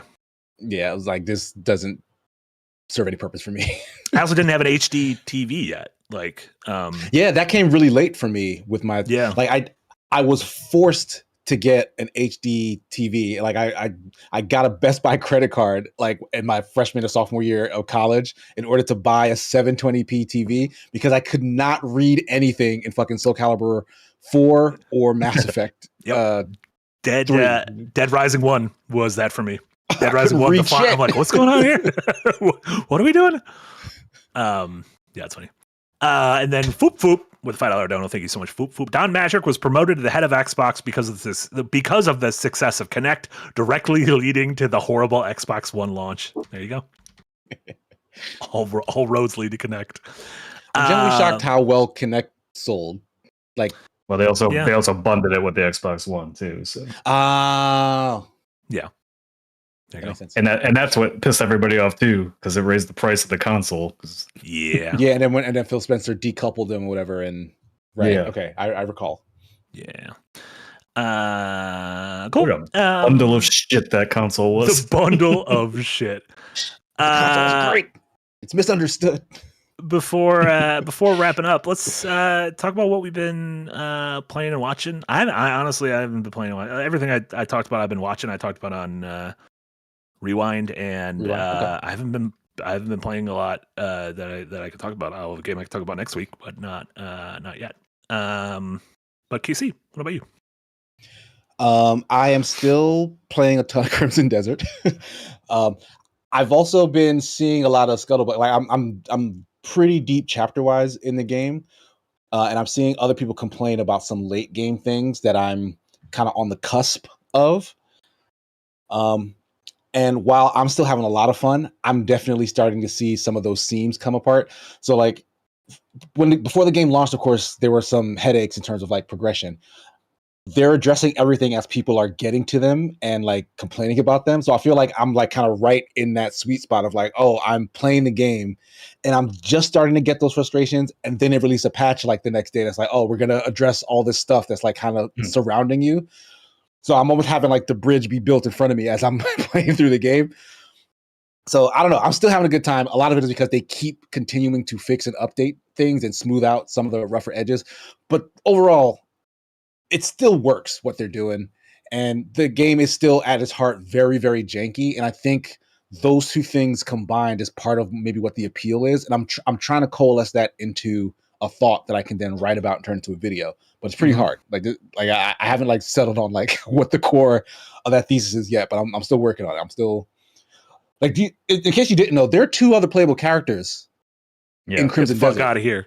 Other than Rolf or whatever. What's the name of the main guy? Cliff. Yeah. But like, it's so insane the way they distribute them to you. Like you meet one of the two pretty early on. You can play with her. Like you have a couple of missions with her. But it's a female, it's a woman character, but the missions they have you do is like domestic work. Like you like move like stuff in your home camp and you make a literal sandwich. Yeah. And then they say her mission's done. You have to progress the story, go back to Cliff. And then she leaves and you cannot play with her for several in-game hours, like just several hours. You cannot touch her because of the story. Does she eventually open up as like, you can fuck around in the open world with her or whatever? Yes, but I've been playing this game now for 60, 70 hours. She's still not unlocked yet. I'm in chapter 9. No, I'm in chapter 7. She's still not unlocked yet. I've met the other playable character, but he's not even been unlocked in my bar yet. I just know where he is now, and like we're This going is on missions literally together. the first I've heard that there was multiple playable characters in this game. That is shocking. Like I can look at her skill tree. I can put points in her skill tree, and those points are points that I don't get to put in Cliff's skill tree. So it's like, do I want to invest in her now for when I get to play with her, or do I have to wait super deep into the game and she's just super weak and I have to run around like maybe the early game areas, whatever? Because like the game gets harder as you move away from like the starting place. So like it just, these other characters were clearly afterthoughts, and like they just kind of left them in to be like, well, we did all this work. Just let them. So I don't know. So I'm wondering if that stuff will also get cleaned up as more people are getting to the portions where you would start to experience it, because it's really wonky. Yeah. Tyrell says, I'm on chapter 8, 248 hours into the game, and it must have glitched because I never got to do that with her. You never got to make that sandwich. 250 hours, never got to make a sandwich. That's insane. Wow. Okay. Yeah. That's insane. What a game. Anything else, Casey? Yeah, I've been watching some stuff.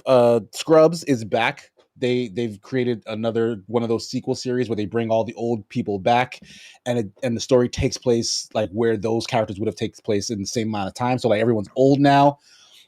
If you don't know, Scrubs is a medical comedy drama, I guess, mostly comedy, but they like to put in their drama stuff, starring Zach Braff and Faison Love. And it's really good. Like it feels like they never left. Like everyone kind of like dropped right back into the roles. Where they've placed everyone makes sense. They have new characters that are like, in the original series, like they were all like residents learning to be doctors. Now they're, proper doctors. JD has taken over as the head of medicine for the hospital or whatever. And so he now is teaching new interns, and the new characters are pretty, I'm not saying they kind of hold a candle to the old ones so far, but they're interesting in their own way. Like I like them so far. I'm not like annoyed when they get their own screen time. And honestly, like it's just really good. Like I'm caught up. I think new episodes are still coming out right now, but like I've seen 8 so far. All 8 are good. The most recent one is really fucking good. Like it's like back to like, oh my god, it's when Scrubs used to make me cry all the time. Like they just went right back into that bullshit. So it's really good. I'm really enjoying new Scrubs. Do you think you're gonna have a pit tie-in? Zach Braff and Dr. Robbie hanging out? I don't know. I don't actually know where Scrubs is set. Like their hospital is called Sacred Heart, but I have no idea where it's supposed to be. Oh, if it's supposed to be like a real city, or if yeah. So I don't know. Maybe if they could do it. Like it's a very silly show at heart. I'm proud of you for being able to watch 2 medical shows at the same time. Like I can't watch 2 isekai at the same time. I could get one. I can't do 2. Can't do 2 simultaneously. It's too much. Too much. The medical dramas are pretty easy to digest. It's like watching like true crime procedurals, like and CSI and I guess totally TGIF. I don't know what the other one is. No one's like spoofing it. Did you say TGIF? I can't remember the name of the other ones. There's Chicago Hospital. There's Grey's Anatomy. Oh, Grey's Anatomy is terrible though. Don't watch that. But speaking of Shonda Rhimes, you just upset. I started watching. I don't care. Shonda Land, mostly terrible stuff. Paradise, which feels a lot like Shonda Rhimes style writing, but isn't her? It's not her. Yeah. But like I'm just getting very heavy Paradise like vibes of Shonda Rhimes' style. From this show.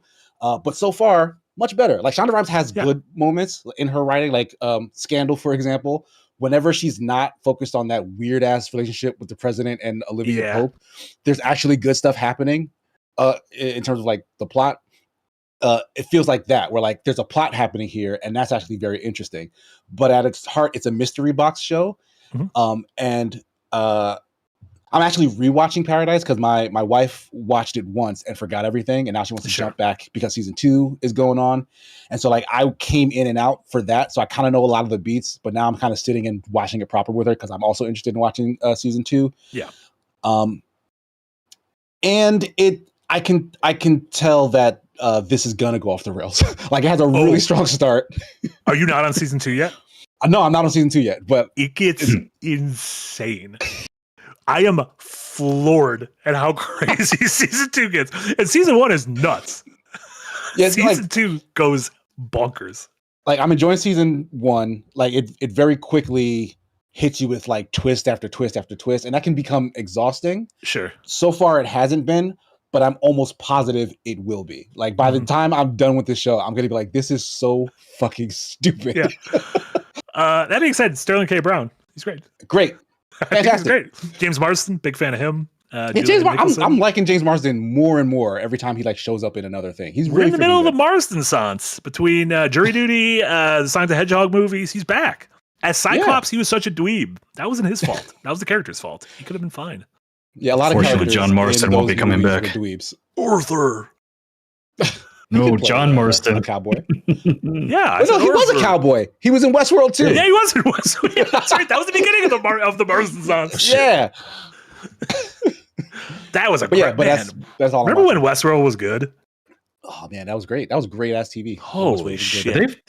Did season 3 finish it, or did they just cancel it? No, season 4. Season 4. There was a four fourth seasons? season, but it was canceled, so it didn't really wrap up. And not only was it canceled, HBO removed it, and so there was a span of time where it was unwatchable.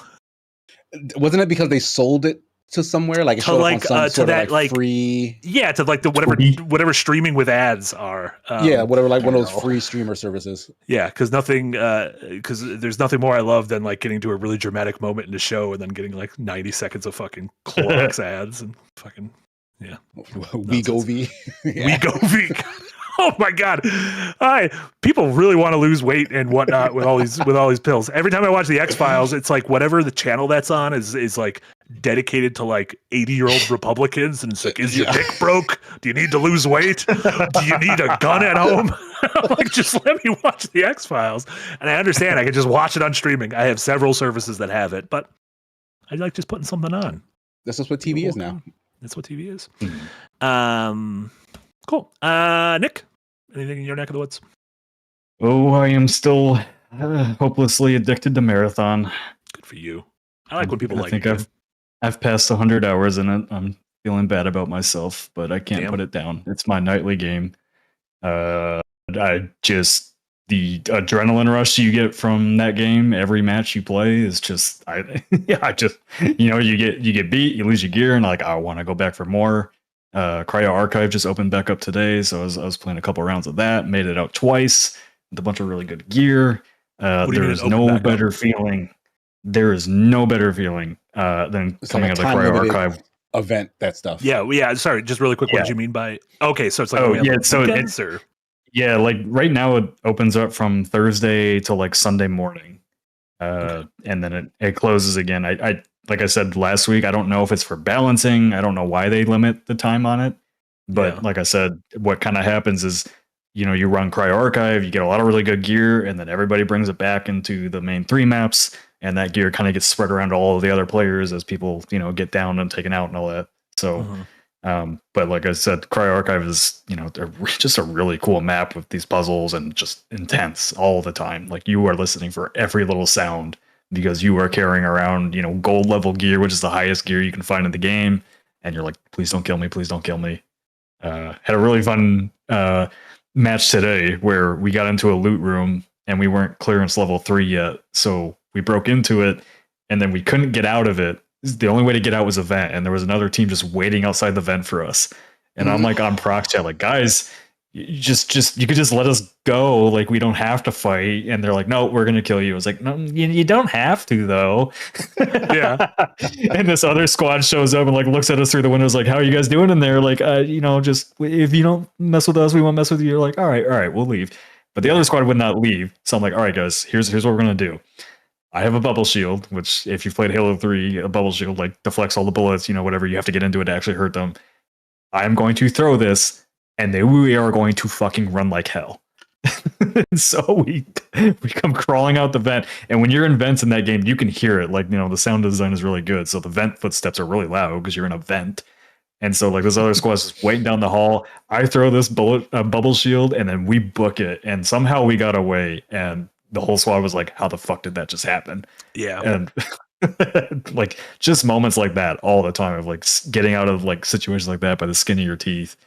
Constant adrenaline. I caught a little bit of the stream on Tuesday. It seems like Jenna's digging it. Jenna ended up liking it. It's like she went in not knowing anything really about it. And after the stream, she's like, yeah, I want to play more of this. I really like it. And I was like, yeah, I like everybody that gets into it. As long as you can like understand what you're doing, it's a little bit overwhelming at first, but when you pick it up, like people really dig it. Yeah. And like as long like the community has been, obviously it's a PvP game, so when people go after people, there's a little bit of meanness in there. Some Call of Duty Modern Warfare 2 type comments I've definitely heard. But all the people I've played with are like super nice, like in your own squad, and you just say like, hey, you want to learn the game? The community is more than happy to walk you through it and teach you the ins and out of it. So even Jenna, who doesn't play like these types of games, was able to figure it out, over the couple hours, kind of the loop of the game of completing contracts and where the PvP zones are, and just understanding the map is a really big part of the game. Yeah, I mean, we were talking about the high points of Microsoft earlier with the Halo series, and obviously there's been a lot of turnover, but Bungie's still fucking one of the best in the biz when it comes to how a shooter feels like, and it's like I'm not a big shooter guy, and I put like 100 hours into Destiny 2. I'm definitely not a big live service shooter guy, and I put 100 hours into Destiny 2. So yeah. I mean, like I kind of said last week, obviously, people are watching the player counts. My Unpacked was kind of focused on that a little bit about, it's got a dwindling player count, which always happens with these live service games. But, the scuttlebutt from Paul Tassi over at Forbes that Marathon costs, $250 million to make. It's only sold, 1.2 million copies as far as we know so far. We don't really know the official numbers. So like game probably has a lot of money to make up. And Bungie says they're in it for the long haul. What does that look like? I don't know. They've been experimenting. Up to Bungie. Yeah, is it even up to Bungie? I don't know. I assume like this was obviously in development before Sony bought Bungie. I imagine Bungie's worth more to them than just one game. I'm not worried about Bungie being shut down or anything. Could layoffs happen? Maybe. Sure. But I mean, Bungie is kind of the pillar of that all of Sony's future live service is built on. Like they are the live service company. The pillar of autumn. Yeah. Thing. I don't remember what it was, but I remember it was in Halo. It was definitely a Halo. So, yeah, my main question is how are they going to get more people into playing the game? Because I don't think a new map is going to bring people that like Marathon back to it. It's not going to bring new people in. So are they going to add some more? What do you think? Like, what do you think is one way they could bring more people in? It's not your job, but just out of curiosity. I think they just have to add some straight up like co-op experience to it in some form. Like a Helldivers 2 kind of extraction mode. Oh, to move away from the PvP stuff. To give people an option to move away from it. Sure. The PvP is the core of the game, and maybe you do those kind of co-op extraction modes, and that's gear you can't bring into PvP or whatever. But I don't know. They're gonna have to experiment with something, and they seem open to it. So it's not like, I don't think the people that are playing the core experience that you get out of Marathon right now are gonna be upset if you add in a new mode and bring more people to play the game. Yeah. What do you think that's not true. People are upset about everything. But Jomo Slomo in the chat asks, I assume they're working on Destiny 3. I also assume they're working on Destiny 3. I have to imagine they are. Yeah. Right? I think Destiny 2's player count is extremely low these days. I don't know if they're going to be able to do anything to keep people coming back at this point. Do you not if think they're working on a Casey? Not for like this generation. Like if they're doing it, like I think it's like way down the line. Like it's not something that we're going to see before there's like new hardware from anyone. We're almost at the 10-year mark of Destiny 2, though, right? 2017, I think? Yeah. Mm-hmm. It's a long time. That's true. I don't want any new hardware. Don't make me... But didn't the story of Destiny end? Like, didn't Destiny 2, like, end the story? Yeah, that is a you question. Yeah, they're doing... That's not a me question. They ended, like, the Light and Dark saga, because their most recent expansion was that Star Wars thing. So they're trying to move on to, like, side stories in that universe. There's a Star Wars they did Star Wars Renegades, which was, like, has like LucasArts approval on it, and it's very Star Wars themed, like laser swords, Star Wars sounds, music, canon. No, it's lightsabers. It's not like no, it's not. In Destiny, they're called laser swords. Also in Molly, called him a laser sword. Molly? Who's Molly? Maul. In the show Maul. Yeah. Oh, Maul. I thought you said Molly. Jedi. I'm like, who's Molly? Give a shit what Molly calls him. Yeah. I don't. I almost guarantee they're working on Destiny 3. I don't see why they wouldn't. What about a new IP? That's what Marathon is, technically. What if they bring back Oni? I mean, that's probably where they'd go next if they wanted to do new, because they still own it. Because I don't think they own it. I don't think they. To be honest, I don't know if they have any other games. I don't know what they were doing before. With all the shit that's happening at 343 all the time, just give them back Halo, please. Like that would work. There, Sony owns that company now. How would that work? That'd be a nice, like, reach across the aisle. No, it won't hurt. Yeah. That's funny. Anything else? No, not really. I have other things that I need to get to playing, but Marathon's just eating my life right now. But I have been watching Maul. First 2 episodes came out last week. I know Darren's opinion on Maul isn't super high because he likes, Maul being more of like just a action figure character that's mysterious and you really get to know about him. As a huge fan of Rebels and the Clone Wars, like I really like what they've done with Maul. I think he's a really interesting character. That he's been wronged by pretty much everybody. So I like that he's like an antagonist to the Empire as a bad guy. I think that's interesting. Mm-hmm. First 2 episodes are pretty fun. I like that we're getting to explore more of like the criminal underworld of Star Wars that was kind of introduced in Solo and also Star Wars Outlaws really got into it, but we haven't really seen a lot of that in like the TV stuff. Yeah. So I really find that expanded lore of that side of Star Wars. The show is also, not unexpectedly, but really dark. Yeah. Like this feels like a mature, like adult Star Wars animated show, and I like that. I also really like the animation. I think it looks nice. Wait a second. Yeah, animated? Yeah, this is animated. I thought this was a live action series the whole time. No, it's not only animated, it looks cool. I think you'll like it. Yeah, it's got incredible visuals. I wasn't planning on getting to this at any time soon. Sure. Anytime it's animated, I just might. Yeah. Yeah, I haven't watched any. This weekend I'm planning to watch that and The Boys, which premiered, which I have not watched yet. And you got to watch Invincible too. Yeah, it's a good time for TV. I don't know. I think I'm done with Invincible. I think it's ugly. I don't have time for ugly things. I don't have time for ugly things. I'm out here watching Witch Hat Atelier. It's too pretty. You know what also comes back in 8 days? Who's that? From. That's right. My favorite show that nobody else watches here. Lost. Yeah, Michael from Lost. Yes. It's so good. I've seen the internet. Okay, I've seen the internet loves it. Someday I've seen artwork for that or whatever. I don't know what that is. Good. What is From about? Go watch From. I think he's like stuck in a town and there's some monsters or dogs or something everywhere. It's a very creepy show where people get lost and stuck in a town. And are there monsters and dogs? I can't say anything. It's such a mystery. You can tell us if there's German monsters show. and dogs. No, I can't. Are there monsters and are there dogs? Are the dogs monsters? Oh, think about it. Werewolves. Could be werewolves. I'm sure I've seen commercials. There's got to be some monsters in there. And I'm sure I don't think there's ever been a TV series without a dog at some point. Yeah. Yes, Eric, From is in, I believe, season 4 or 5 of From is coming out. Yeah, season 4. Yeah. There's 4 seasons of the show that I've only heard of today. Yeah. I don't know. I've talked about it on this podcast before. Yeah. I got you to watch Warrior. You'll watch From too.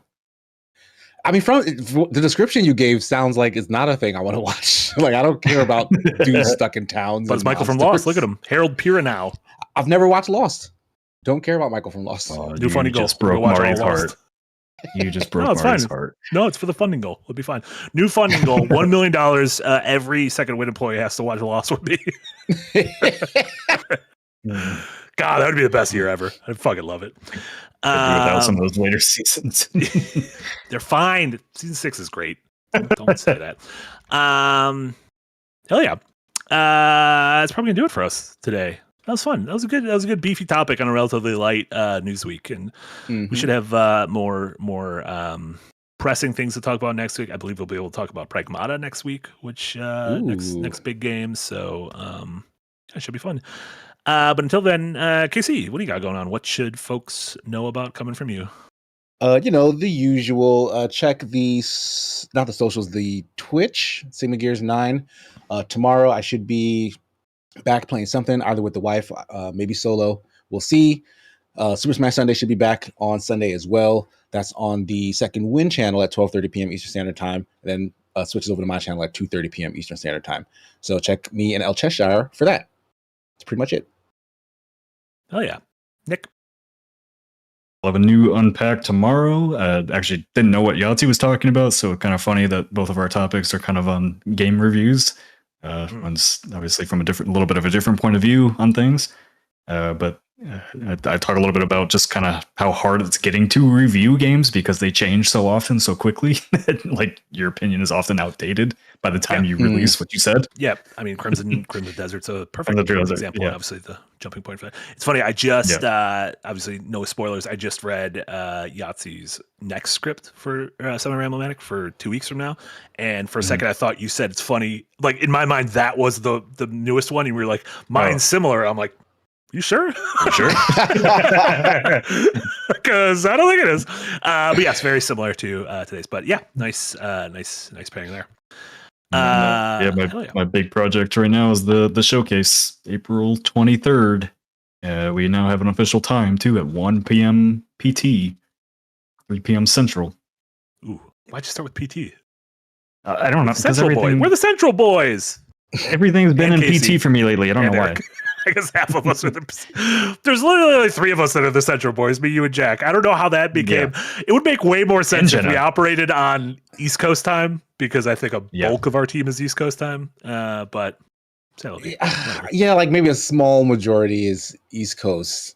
But like there's so many different time zone here. Like I don't think stick it to any one. You know what the fairest one would be? Well, Yahtzee's the only one in PT. Mountain time should be the time we go by. No one gets a time. Nobody's in mountain time. And every time we announce something, I'm like, when is it? Like, what the fuck is that? Yeah. So 1 p.m. 2 weeks from today, 1 p.m. 1 p.m. I'm not even talking about PC. It's just 3 p.m. Central. It's just 3 p.m. Central. What are we doing? 3 p.m. Central. I don't know. Hell yeah. And then, as a reminder, normal streams next week, except our Patreon-funded stream of Eric hosting Jack and myself doing our Breath of the Wild lockout bingo competition, will be on Tuesday at noon Central, or 10 a.m. PT, as some people call it. That's so early. I can't believe our noon streams are at 10 a.m. on the West Coast. I already know that stream is just going to be you and Jack screaming at each other the entire time. No, I think Jack and I get along well. I don't think. You'll be screaming. I don't think you'll be screaming at trying to win. That's why. Oh, screaming trying to win. Yeah. Well, I don't think Jack and I don't know how competitive Jack is. I'm not very competitive. Except if Yahtzee and I end up doing a game trivia thing, I'm going to get very competitive. I don't care if I lose to Jack at Breath of the Wild. I want to beat Yahtzee in game trivia. That's for sure. Well, that's because if Yahtzee wins, he will never let you forget it. I know. I need to do this for the greater good. Let's do or die for you. I need to do this for the greater good. Hell yeah. But yeah, that's gonna do it for us. Thank you all so much for tuning into this week's episode. Thank you so much, everyone on YouTube, all members of the Green Gang, anyone on our Patreon, anyone watching on the VOD, listening on your podcast service of choice. We don't forget about you, audio folks. We don't forget about you. Let me tell you, I listen to all my podcasts. Audio too. So, there you go. Exactly. You could just put the audio version on in the background and make us money. Look at that. Just constantly listening to it. Again, and if you want to do something, go to a Costco and put us on all the TVs. We said this before. Has anyone Battle ever done Masters it? on every TV, any TV you find, put Battle Masters on if you want. Yeah, when you go to an Airbnb vacation, like sign in a second, we'll start playing our videos in the Airbnb. Make our entire algorithm us. That's actually really fun. Every hotel you go to, we will take over the algorithm through force. I love it. So yeah, thank you all so much. So for Nick, Casey, Eric, this was Marty, Firelink episode number number 105. Thank you all so much. Everyone have a wonderful rest of your Thursdays, and we'll see you all next time. Bye, everyone. Bye, guys. Bye.